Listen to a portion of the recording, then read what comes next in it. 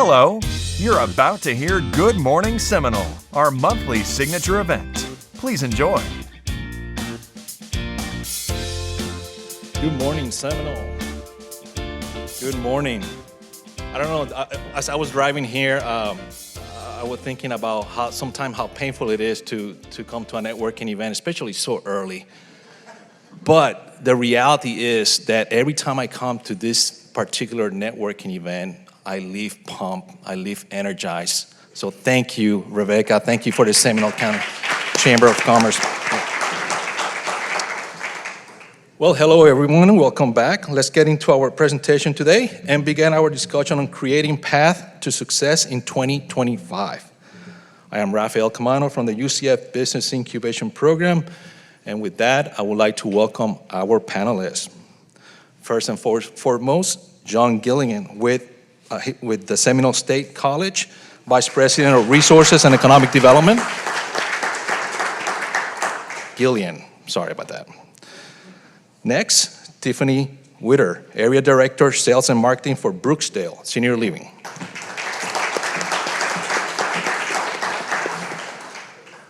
William A. McNeil, Chief Revenue Officer and General Counsel for the Barista Cup.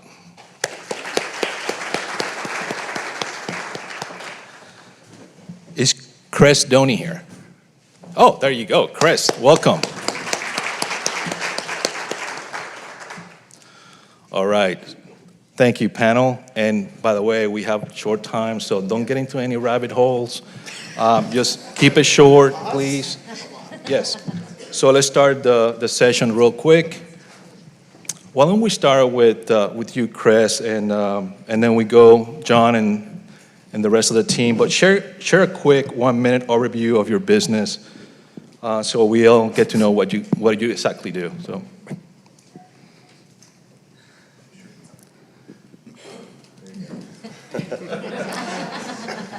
Well, good morning, everyone. My name is Chris Doney. I'm the owner of the Designery Lake Mary. So we're specialized with a high-quality cabinets, kitchen, bath, flooring, and closets. So whether you're a homeowner, a builder, we're here to help you with your next renovation projects. Our mission really is to make this renovation project as exciting, stress-free as possible. Thank you, Chris. John? Yep. There you go. Good morning, everybody. My name is John Gyllin. I work at Seminole State College of Florida. I serve in the role of Vice President for Resource and Economic Development and Executive Director of the Foundation for Seminole State College. So I wear a couple of hats there. I'm there in this role for about 15 years, working at your state college, your top 10 Aspen finalist state college out of 1,200 in the United States. We're very proud of that. We do a number of different things, including running the foundation, which I think I'll talk a little bit more about in a minute, but that's what we do. Thank you, John.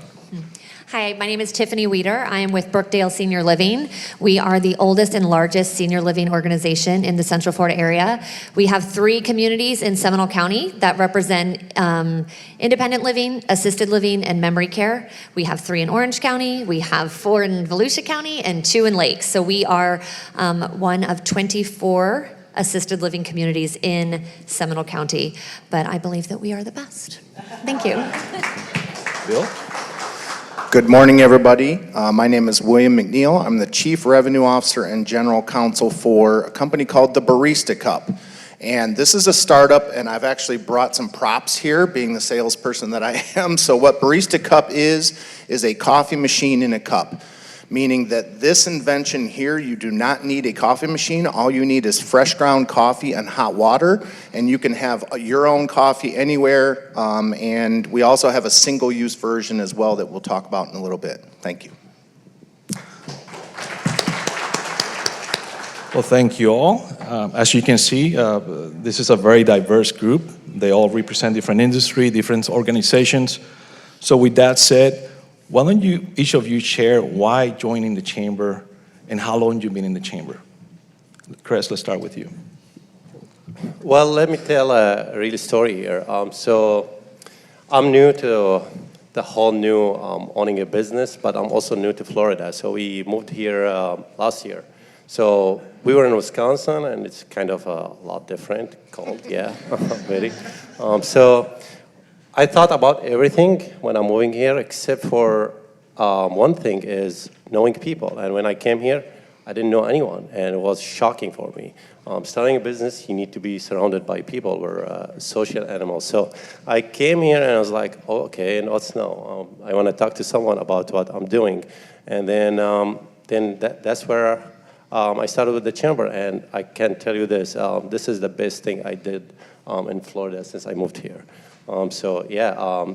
I met a lot of great people, built a lot of B2B relationship, met a lot of customers, and it's been great. Thank you, Chris. Thank you. John? I cannot tell you how long we've been, I'm looking at you, how long we've been a member of the Chamber of Seminole State and the Chamber, I think decades, it goes on. They're housed on our campus at the Heathrow campus in the Economic Development Center, so just a natural fit. I've really enjoyed the Chamber relationship. We also have folks at our college that are on the Government Relations Committee and different committees. The sheer volume of connectivity to not only the foundation but to the college is amazing, and so I would be an advocate for the Chamber as well, but for a long time. Thank you, John. And Brookdale Senior Living had been a member of the Chamber on and off for about 15 years. When I joined the organization about 2 years ago, I joined on behalf of our district because I know the value of joining a chamber. And I also know that senior living is one of those industries that you don't think about until you need. That you typically are, nobody's out there shopping for senior living unless, one, you have a family member who has something urgent happen, that mom and dad have fallen, they've been in the hospital, they've been in rehab, and you get advice from a physician that says they're not safe to discharge home. We need them to be in assisted living. And if I'm gonna be quite frank, when I started in this industry, I didn't realize how many assisted living organizations are around. It's kind of like when someone recommends a business to you and you're like, what, where is it? And you've driven past it 50 times. And that's how assisted living is. A lot of the times, some of the spikes in our industry happen after major holidays because it's the first time that people have spent time with an elderly loved one, perhaps in their environment, perhaps in something that kind of has them off of their normal schedule, and they realize, gosh, they're not as independent as we've been thinking. And so I'll get into a little bit more as we get further, but I know the value of the chamber because every single one of you could be one of our customers tomorrow.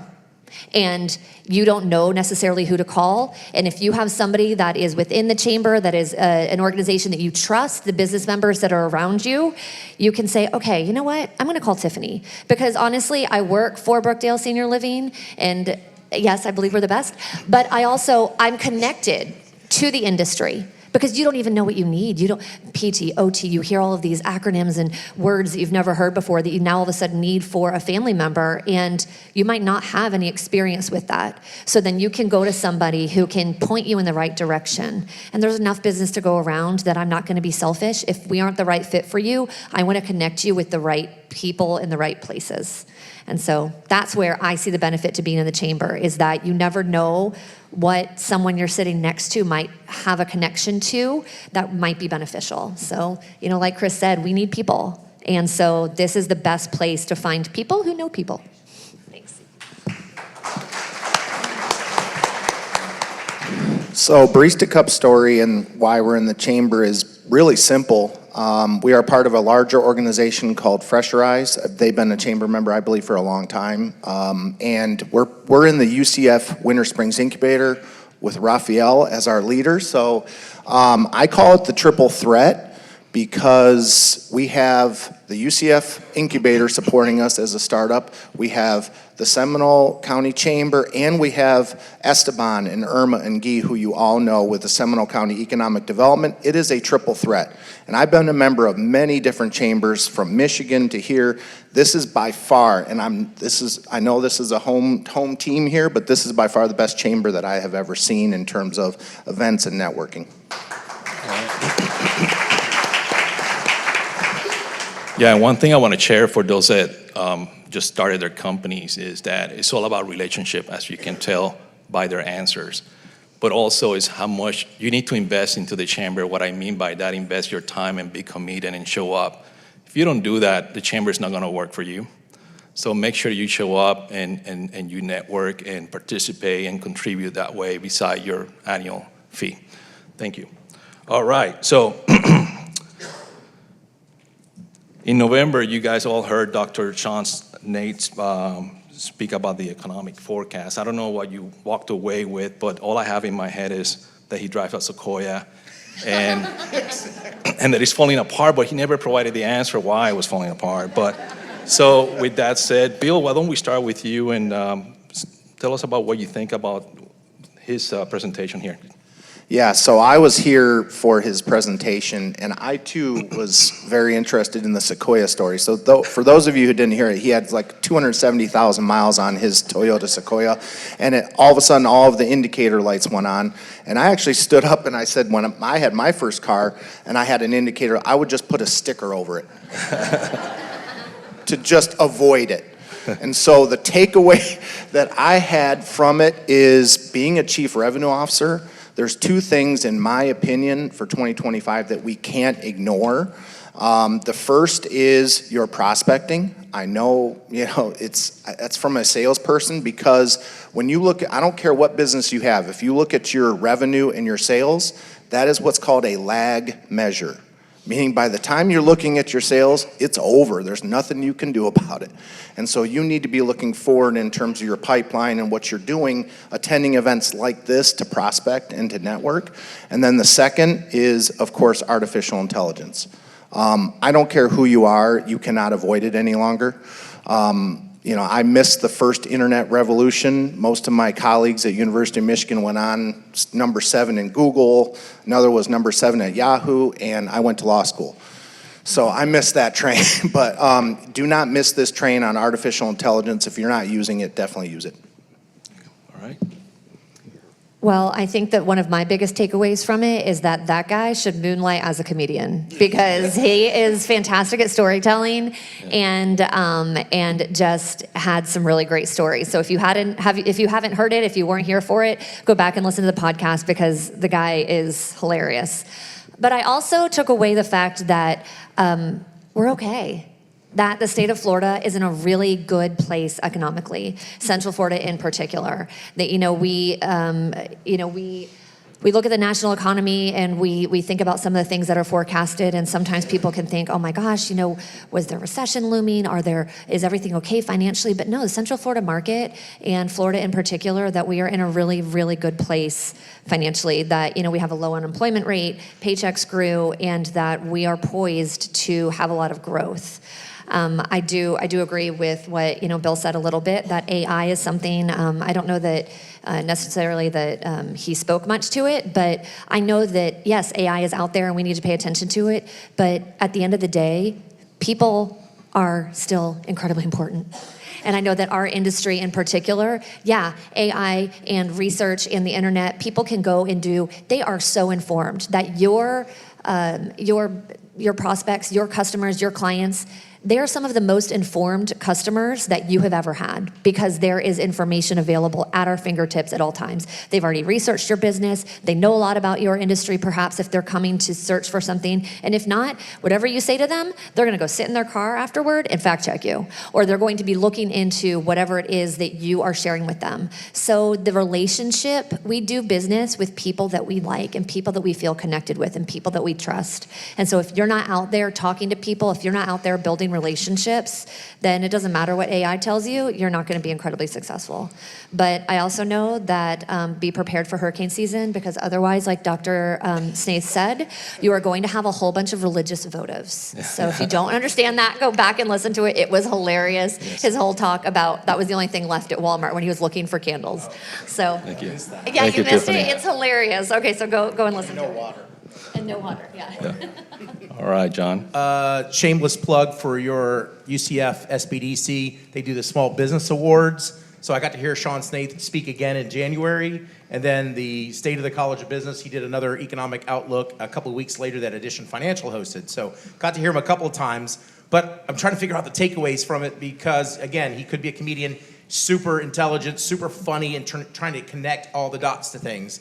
He talked a lot about, in January, we talked a lot about Trump, talked a lot about tariffs, talked a lot about Elon, talked a lot about all those things. My takeaway was, especially I saw an investment group yesterday speak as well, cautious optimism for the year, continued growth in Florida, continue, I would say, build your reserves, keep your reserves, because you never know, but also don't retrench. Continue to be optimistic this year. And if you're an egg farmer, congratulations. Holy mackerel. That's what I wish I was right now. All right. Chris? Chickens. So if I remember this right, the lecture was before the elections, and it was like we were not certain who's going to win the election at the time. I was. It's really about the policy at the time was like, are we going for stability of the economy or with a guy who's not afraid of changes? And now we know we're going through the changes. This is good news for some people. This can be a bad news for others because changes comes with uncertain times. So I think my takeaway is we should keep an open eye on things, the way it's changing, because the quicker we adapt to what's the new policies are on the economy where it's heading is the better for us. It's the example he uses the COVID time. A lot of us it hit pretty much everyone, but whoever adapted fast with the new changes of the economy survived it, and who did not did not. Thank you, Chris. So with that, let's switch gears and get into the cool part of the session, which is business. And I work with a lot of small business owners, and one of the things that we try to promote is the fact that you have to be ready and get ready for the upcoming years, right? So you have to build projections, et cetera. So 2025, we're in it. It's been a month. How do you prepare yourself or your company to tackle this year? So with that, let's start with you, Bill. Yeah, so for the Barista Cup for 2025, a couple things that we did. First of all, I have a great team, have a couple team members here, but we took that time in between. I know everybody shuts down Christmas and New Year's, but we really took that time to plan and see what 2025 was looking at. And then we really roadmapped every new client that we wanted. So we're almost like figuring it out ahead of time of who we want to drop in, because then we need to plan, okay, do we need to move our manufacturing to the US, which we want to do. So all of these things we had to sort of have a roadmap, and that goes by a quarterly basis, Q1, Q2, Q3, Q4. And things like Sean and hearing some of the other economic forecasts really helped us to figure out, okay, is this Seminole County where it's going to be growing? And because we see the growth and we have the sandbags, like Sean said, we could plan for some growth, and we've had some successes. All right, thank you so much. Tiffany? Well, and it's interesting because, and like Chris said, change. The senior living industry on a whole is an organization and industry that is being looked at very, very carefully by government. That, there is, in our own Rick Scott is the chairman this year for the Senate Special Counsel on Aging. And they're looking at this industry because it's challenging. It's challenging financially. We have a lot of competition, especially in the state of Florida. It is expensive, and if people haven't prepared for it, and you're all of a sudden hit with information that you need to be providing this for one of your loved ones, are you able to provide that? And so we know that that there's a lot of growth needed, but there's also going to be a lot of attention on it from all of the national organizations, the National Institute on Aging, the National Council on Aging, we're all getting older. We're born aging, and so that is something that we know that the senior living industry, we are well poised in the state of Florida because of the population growth that we have here.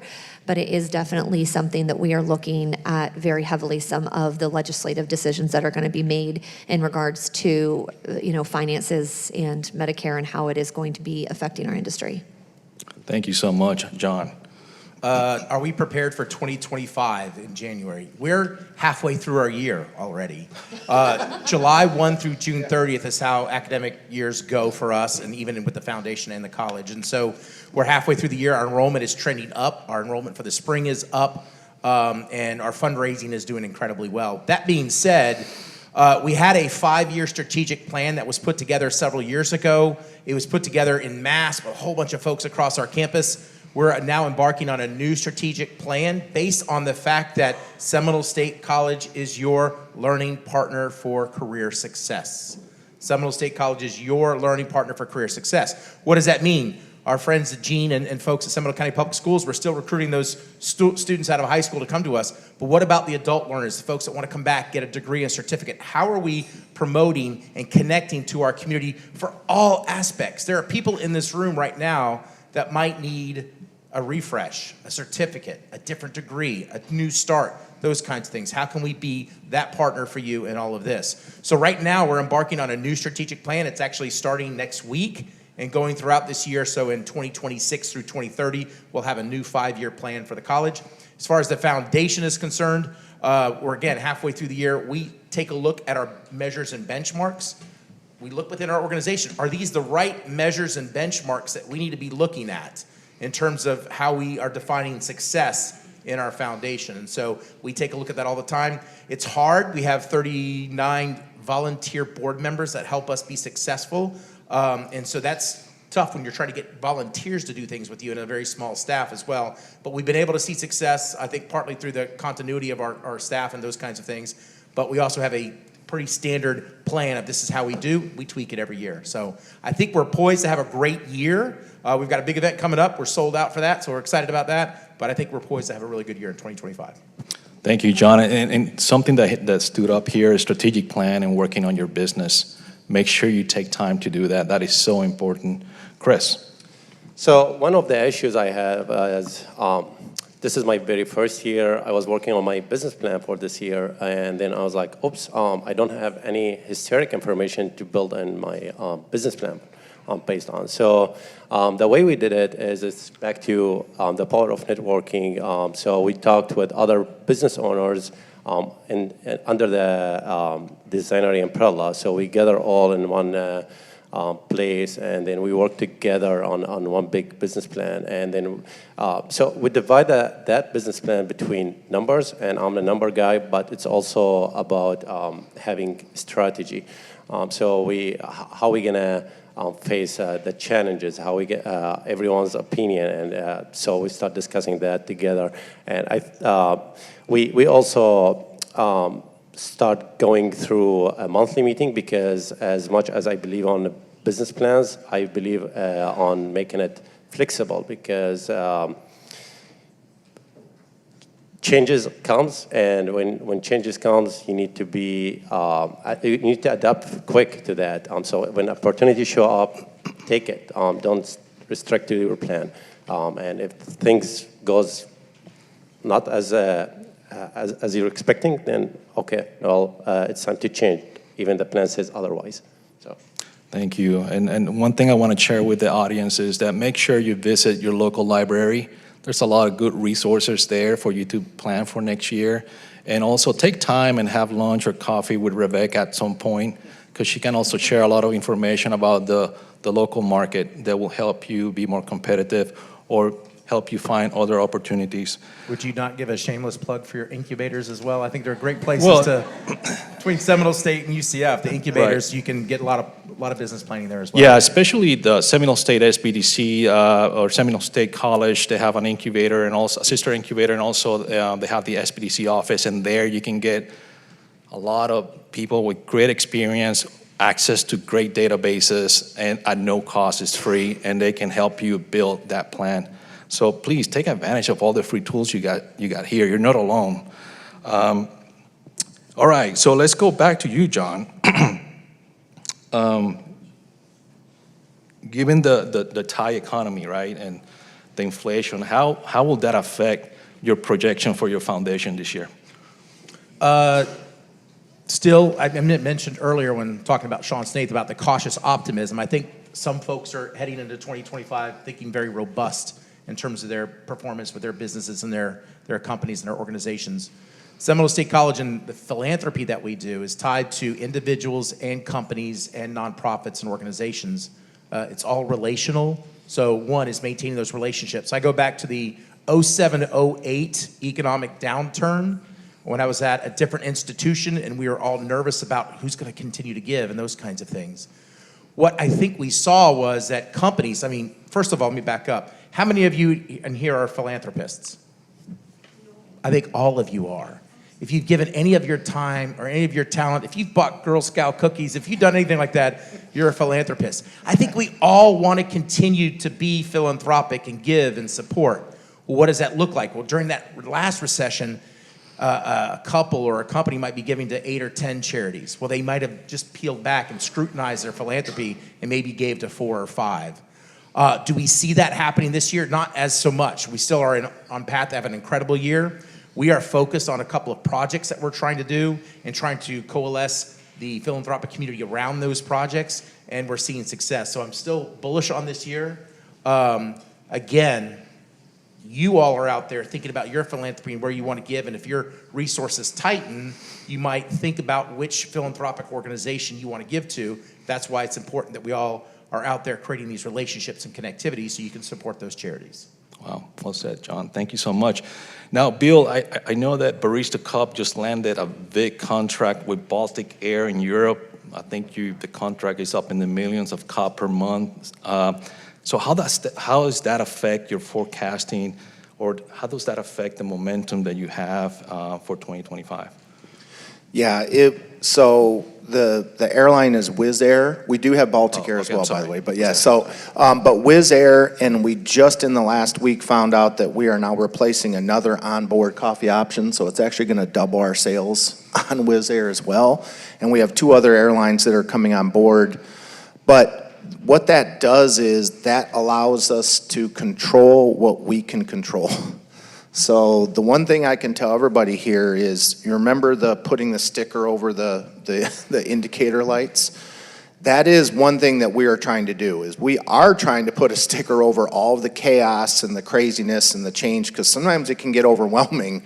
I mean, you turn on, I don't care what side of the aisle you're on, and it's just like, oh, the world's ending. So we really try to focus in, and we meet on a weekly basis. I'm a big believer in weekly meetings so that we can adjust. It's like the boat that goes along. If you just go off course a little bit, you end up somewhere else. So we try to course correct on a weekly basis, and so that's allowed us to have a little bit more certainty about that we can grow because we have that anchor client. All right. So it's almost time for us to wrap up so we can give the audience some time for question. So I have a challenge for all of you. Please, you have 1 minute. No more than that. And what is one piece of advice that you would like to give the audience here today so they can walk away with some good nuggets? Go ahead, Tiffany.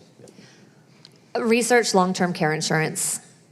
That sounds wild, but that is something that if you are in your 50s and early 60s and healthy, that I feel like, what were the statistics? According to the Department of Health and Human Services, roughly 70% of people turning 65 will require long-term care services at some point.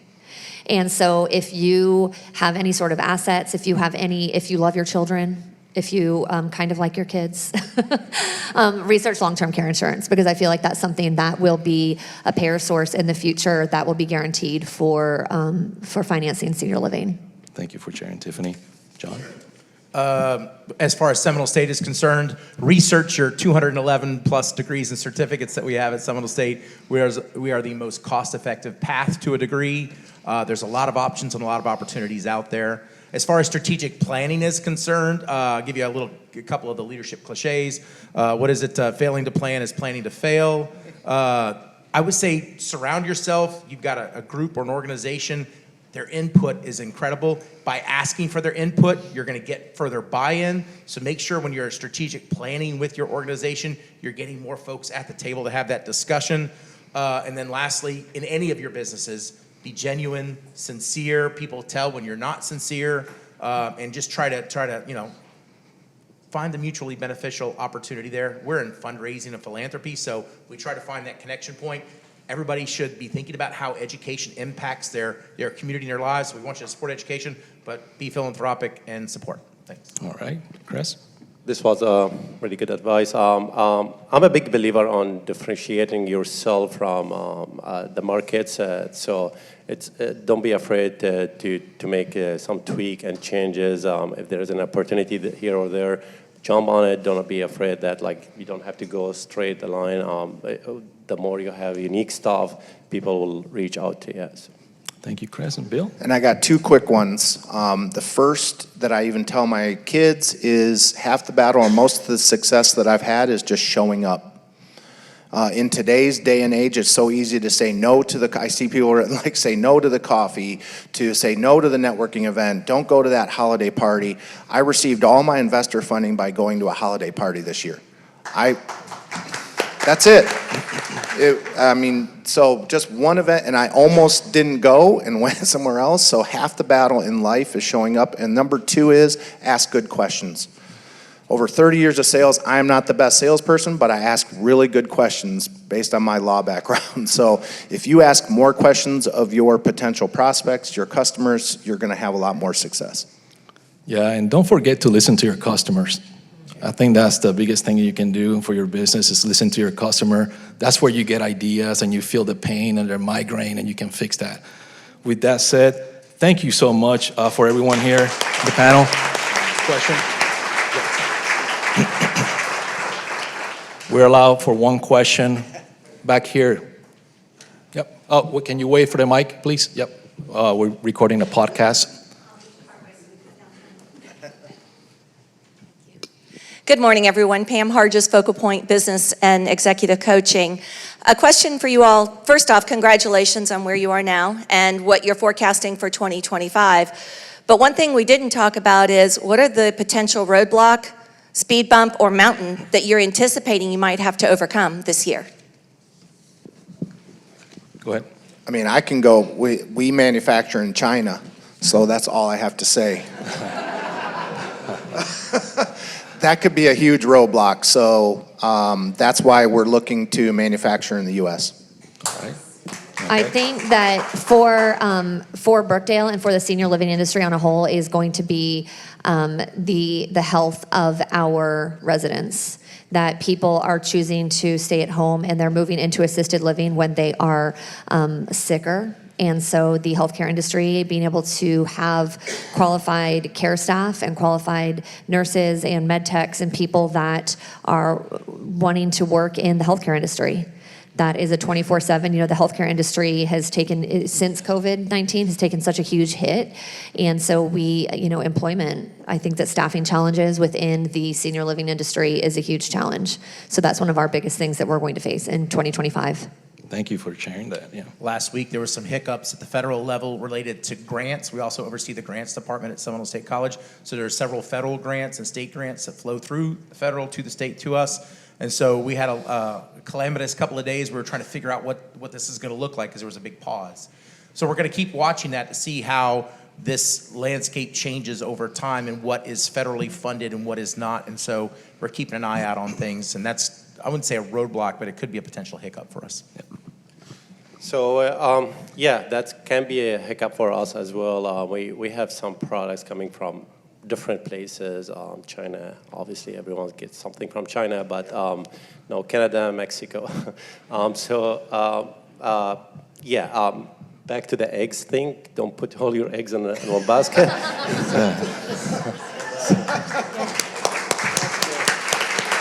Thank you so much, everyone. All right. Thank you so much. I'm going to ask you guys to just hang out up here for just a minute while we close. Thank you guys so much. I really appreciate you guys giving us time today and your thoughts and going back and listening to the podcast so that you could tell Sean's jokes again. I'm sure he'd appreciate that. Thanks for listening. To learn more about the Seminole County Chamber, please visit seminolebusiness.org or check us out on our social media at Seminole County Chamber.